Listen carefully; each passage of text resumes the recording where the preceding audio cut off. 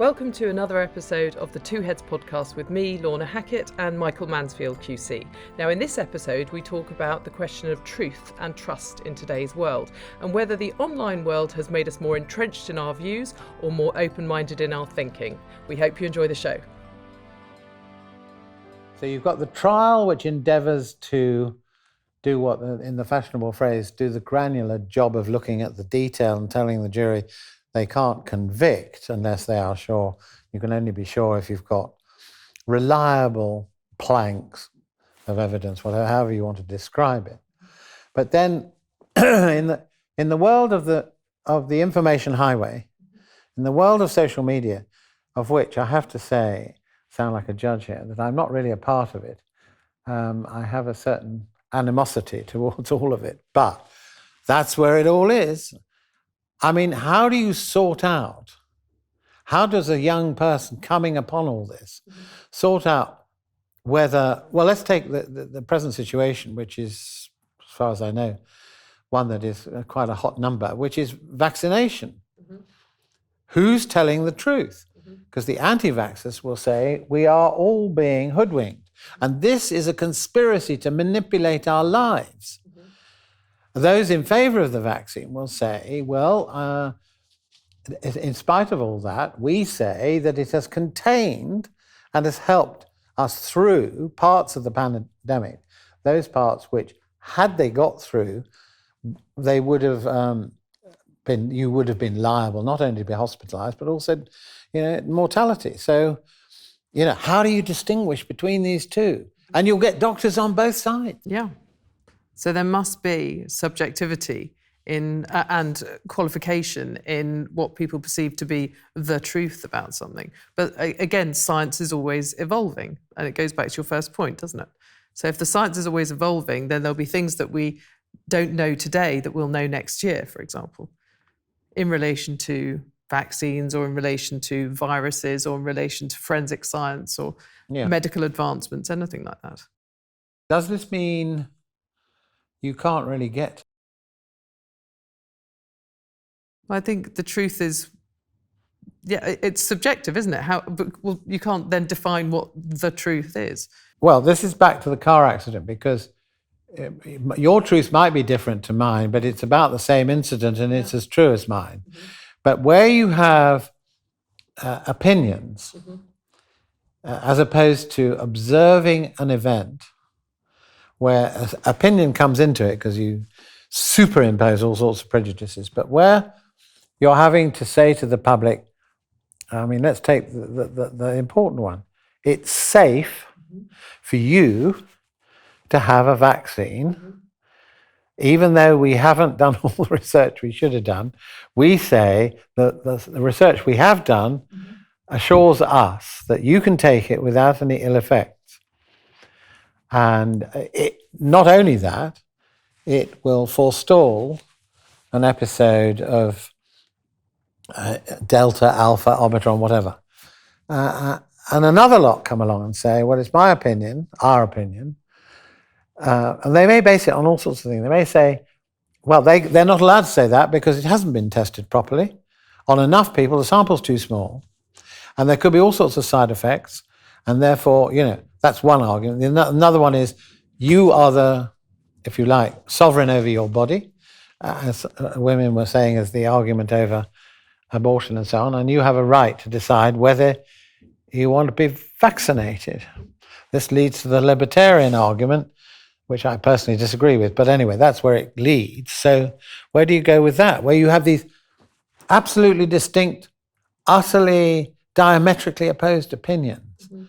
And as a member of the public, what the education system, a family system, or group system is to really, isn't it meant to sort of educate people, including myself, as to how you make that distinction and make an assessment? Because I've got to walk out that door. Is it safe? He says it is. He says it isn't. What do I do? See for yourself? Yeah. Well, you go first then, chum. No, but do you see what I mean? Yeah. I find that really difficult because part of me, university training and all the rest of it. You want an open mind. And you want to allow everybody a voice, which is fair enough, which is what, our so-called democracy is supposed to be about.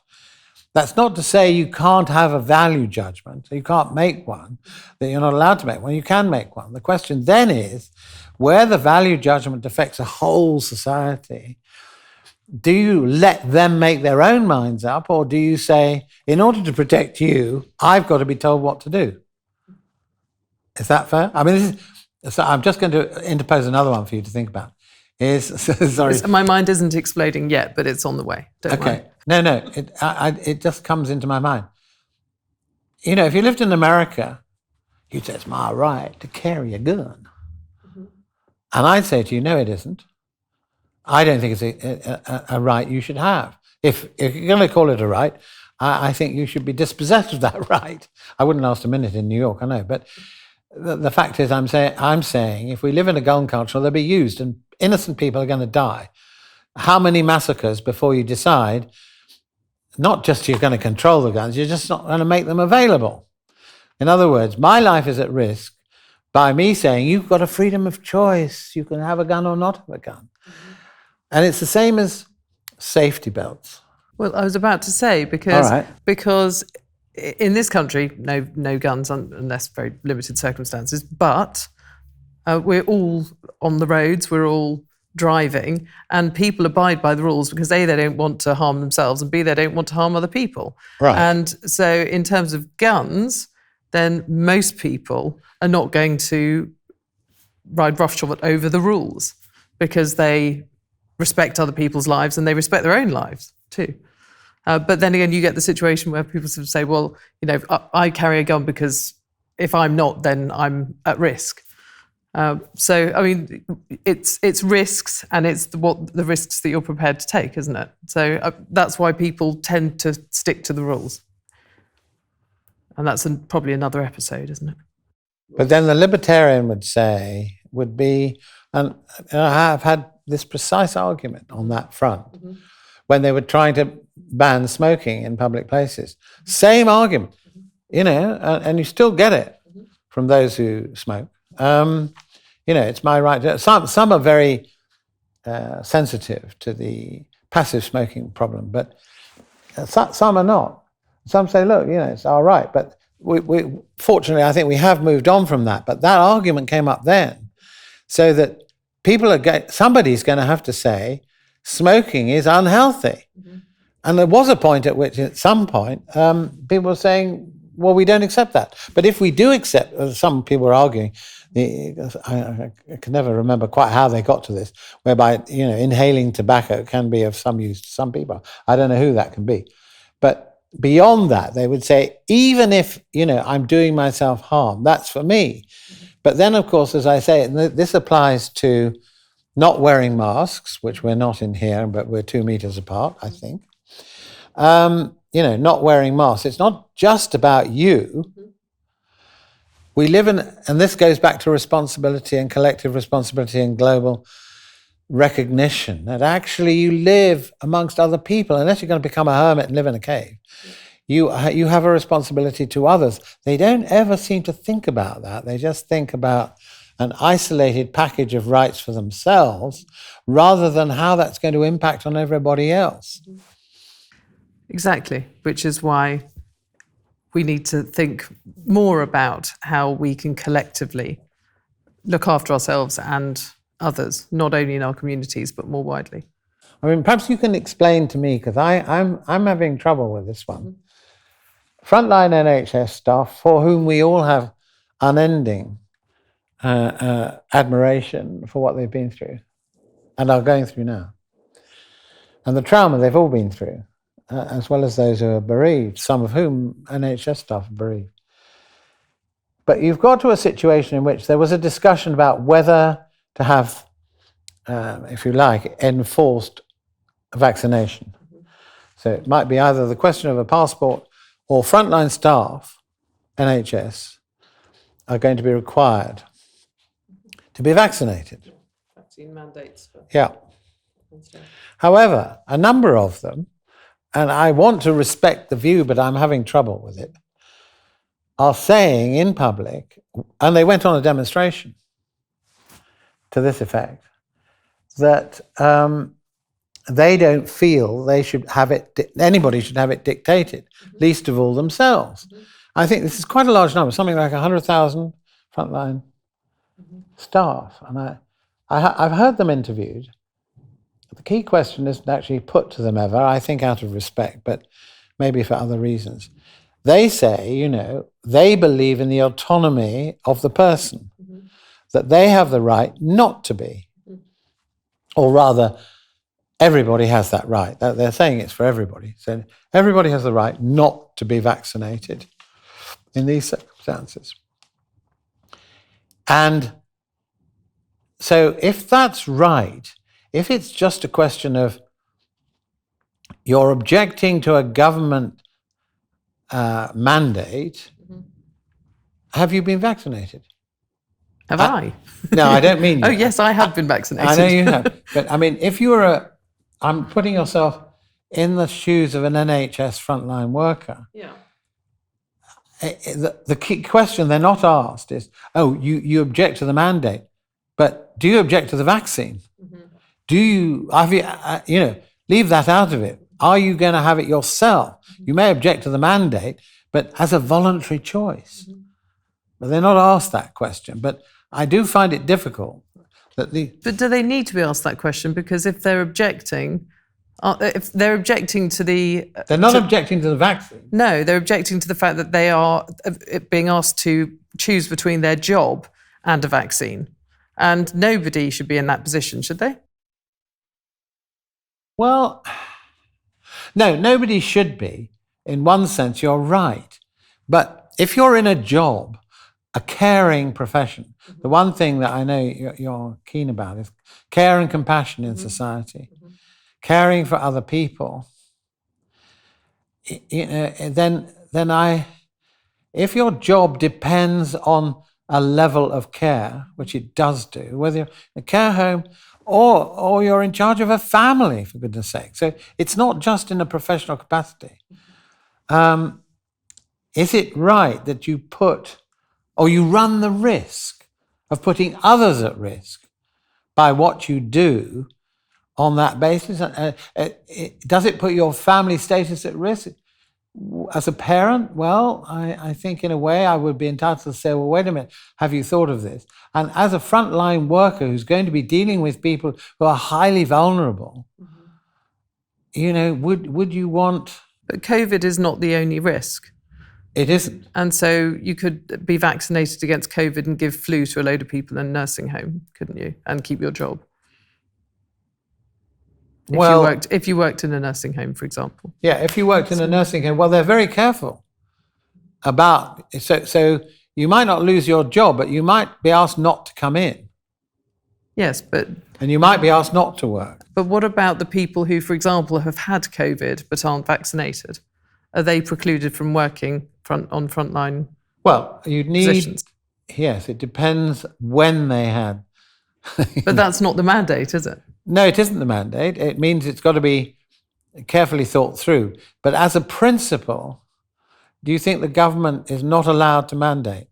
Leave aside the niceties of which vaccine and when did you have COVID. I don't know. I think it's I really struggle with the mandate to do with vaccines. I really struggle with it. Because? Because I think it should...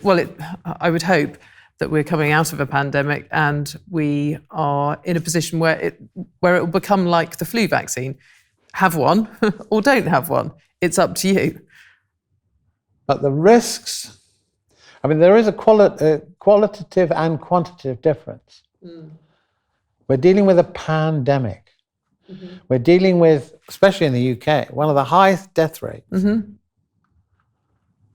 And a lot of people in a lot of vulnerable circumstances, like at the very early stages when we did the COVID inquiry, it was people being released from hospital back into care homes. Absolutely awful, yeah. And so where people are being put at risk, but that risk can be avoided, do you say it's a matter for you to decide whether to avoid it? Or do you say, I'm sorry, I'm not going to give you the choice of whether you can avoid. There's a different question as to whether you lose your job. I don't want anybody to lose their jobs. But the vaccine doesn't stop people getting COVID, does it? And it doesn't stop people, even if they're fully vaccinated, but it does mean that if they've been vaccinated, at the moment, the research seems to suggest that it may not obviously restrict transmission. We've got another variant of Omicron coming online right as we speak. So by the time this is seen by anybody, presumably that will either have come and gone, or, as they're threatening, could get worse. So I don't think, just going back 1 second, I'm not sure we're coming through the pandemic at all. I think this is very different for flu jabs, I think. We're going to have different strains of Omicron. It's virulent, way beyond flu. Originally, Trump and others were trying to compare it to flu. Well, it's a virus, yes, but the effects of this is far greater in terms of numbers throughout the world and in terms of the quality of it. So I think you do have to start thinking about, well, if I were in the World Health Organization, would I be forcing governments, if I had the power, to start passing on their vaccines in order to not to stop actually getting it in the first place, but because you can't stop the transmission until it isn't around anymore. And it isn't around anymore if you've vaccinated and you've got what they call the herd immunity in place. So we're still a long way from that, a long, long way. We are, yes. So sorry, it's back to the question of state compulsion and so on, and the libertarian argument and the non-libertarian argument. And I find it's a very difficult area. I'm not saying I've got clear final views about it, but I think it needs to be discussed in a way that, I suppose what we're also saying is that what tends to happen is probably not what's happening here. People become entrenched, and then it becomes violent.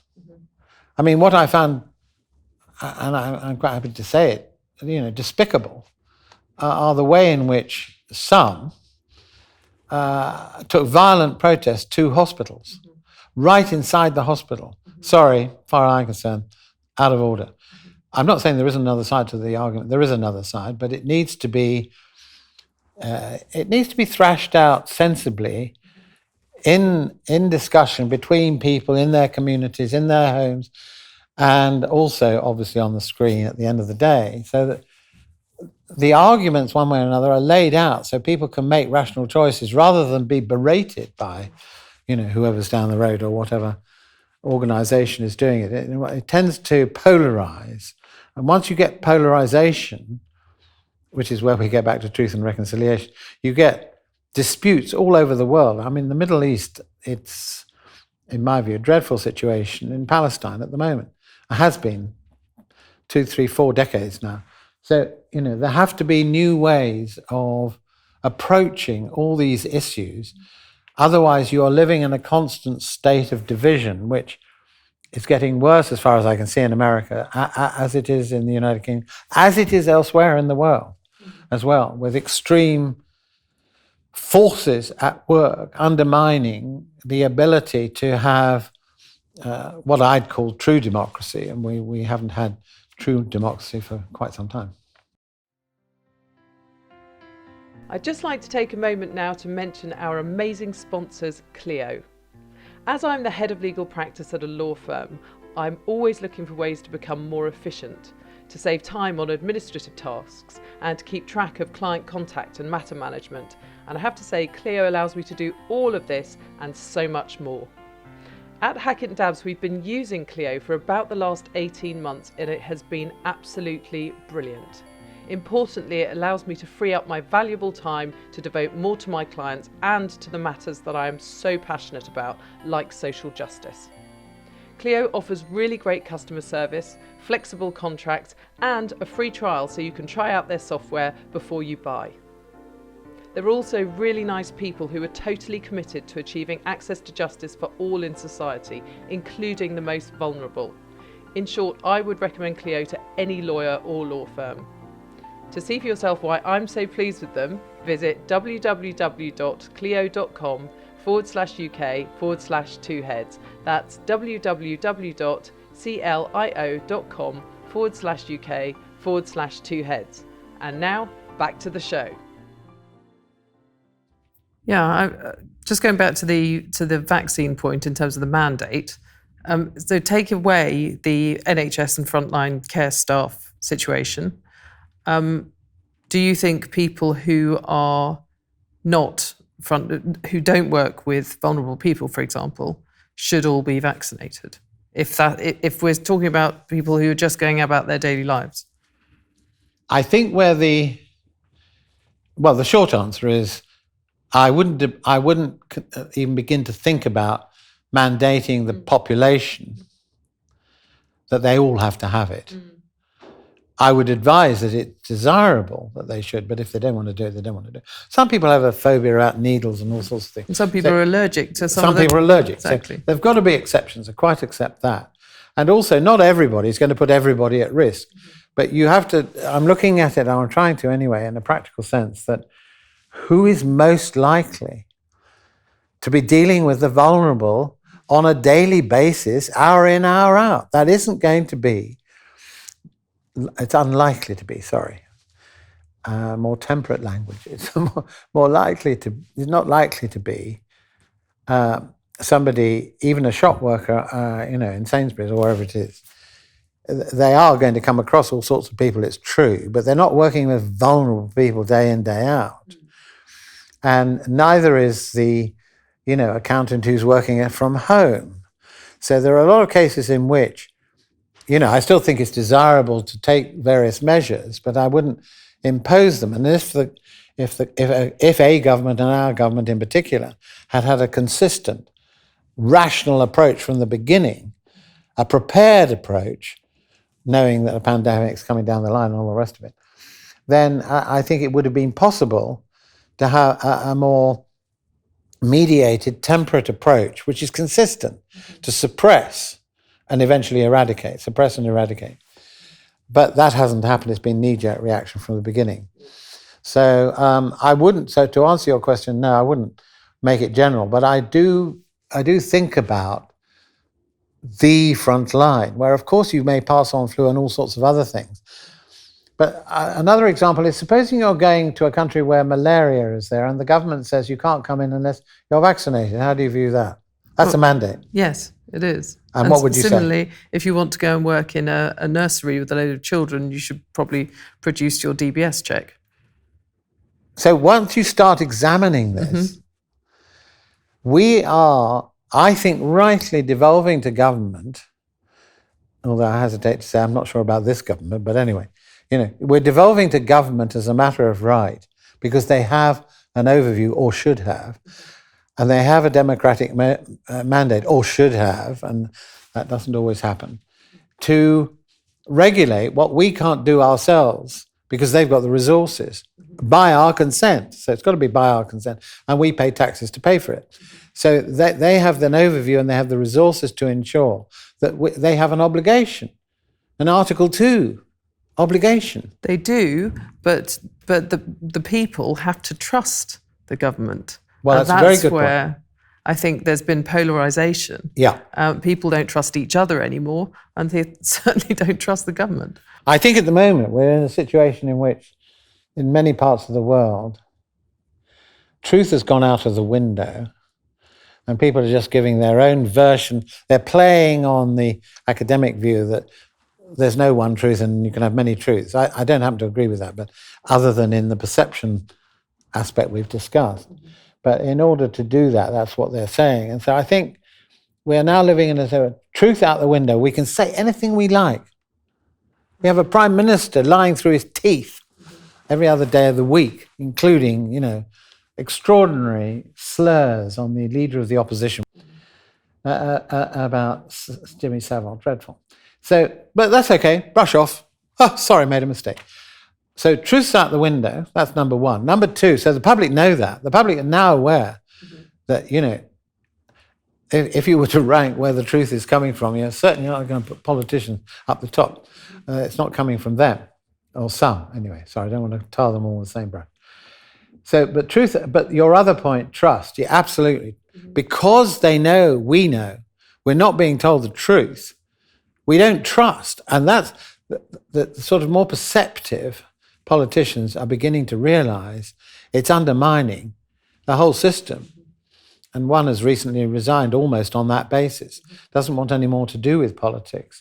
Now, that is an extremely unhealthy situation because, people who might have made actually responsible politicians are not going to want the job because basically they know they can't be, the system can't be trusted.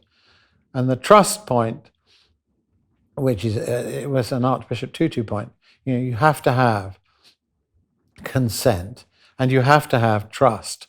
Because if you haven't got the trust, there's not much you're going to be able to do.